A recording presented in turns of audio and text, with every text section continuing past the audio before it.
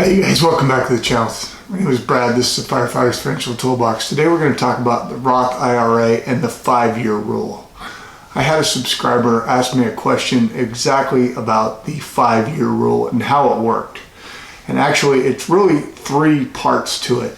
As you guys know, if you have a Roth IRA, it's tax-free when you take it out, as long as you make a couple of things to make it qualified distributions. First one is you have to have had the Roth IRA for 5 years. You also have to be 59 and a half. Then you can take out all the money tax-free.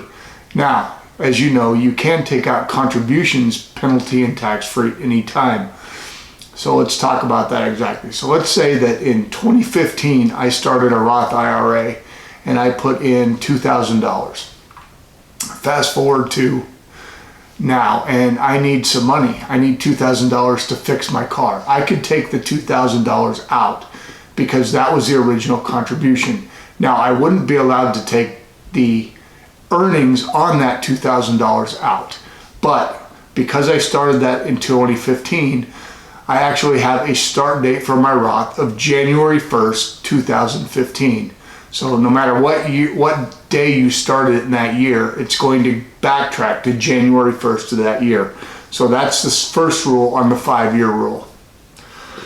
Okay, now let's talk about if we want to roll over. Let's say that you are at work and you are doing a Roth 401k and you contribute to it for several years. You decide you are going to on to a different job and you want to roll that Roth 401k into a Roth IRA.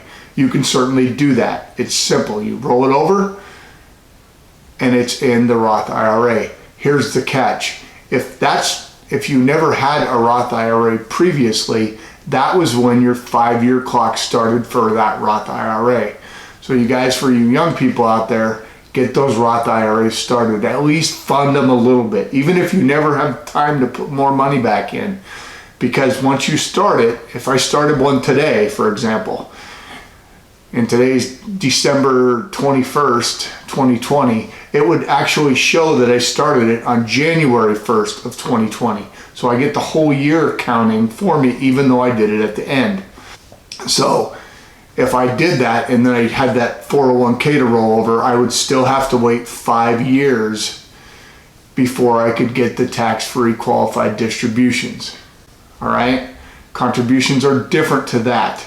The third rule we're going to talk about is Roth conversions. Now this one is different. When you do a Roth conversion, you're taking money that isn't, you're taking pre-tax money, you're paying the tax on it, and you're converting it to a Roth so that it can grow tax-free. Now, when you do a conversion, the amount that you convert each time has its own 5-year clock. So let me explain what I mean by that. Let's say that this year I decide I'm going to convert $10,000 from traditional to Roth. So I pay the taxes on it. I put the $10,000 into my Roth. That has a clock that starts on January 1st of 2020. So that particular bucket of money, that $10,000, won't be available to me until 2025. Let's say next year I convert another 10,000. So that's going to actually be from 2021 to 2026 and so on. So if you're converting small amounts, remember each one of those conversions has its own 5-year clock, different from the original on your Roth IRA, and also different from if you took Roth 401k money and moved it to a Roth IRA. So how does the IRS tax us? How do they figure this thing out? Well, they use a thing called first in and first out.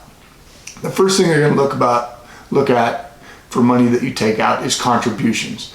So if you've had multiple years of actual contributing to a Roth IRA, they're going to look at that first. So let's say that over the years I've contributed $15,000 to my Roth IRA, right? And I converted some money later on, and let's say another $10,000 conversion, and right now the value is worth $30,000. So I have $5,000 in earnings. So if I take up some money, the first thing they're going to look at is my contribution. So those are mine, right? I've already paid taxes on it. That's not going to be taxed. It's penalty free. It's my money. Next, when we take the converted amount, because we've paid the taxes on it, they can't tax me again because we paid the tax when we converted that money, right? But if it hasn't made the 5 years, they can do a 10% penalty on the amount that I take out. So let's say I needed $5,000, they could take 10% or $500 for a penalty. Now, what if I get into the earnings? This is where it gets really ugly, you guys, because if you're not 59 and have the 5 years and you take the earnings, not only do you get the 10% penalty, but you're also going to be taxed on the total amount at ordinary income level. So let's say you're in the 22% tax bracket, you're going to pay a 10% penalty on that $5,000, and you're going to pay 22% taxes on the $5,000 as well. So that is not something that we want to do. It pretty much ruins the beauty of the Roth. So remember, for the Roth IRA, you have really three. The 5-year rule is the original start date of the IRA, the Roth IRA. You have to have 5 years and 59 and a half. Then you can take any money out of that that's in there, and they're qualified distributions. If you roll a 401k over and you haven't started a Roth, remember that's going to start a Roth IRA, and that has to have 5 years. If you had a Roth IRA previous to that, the start date of that will count for the money that you roll from a Roth 401k.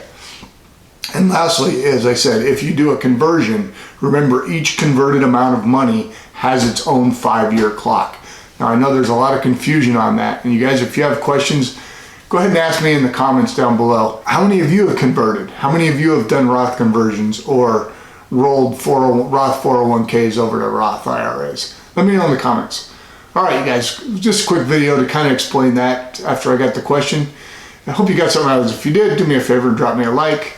If you're new to the channel, go ahead and subscribe, hit that bell. You'll get notified every time I make a video. All right, we'll see you.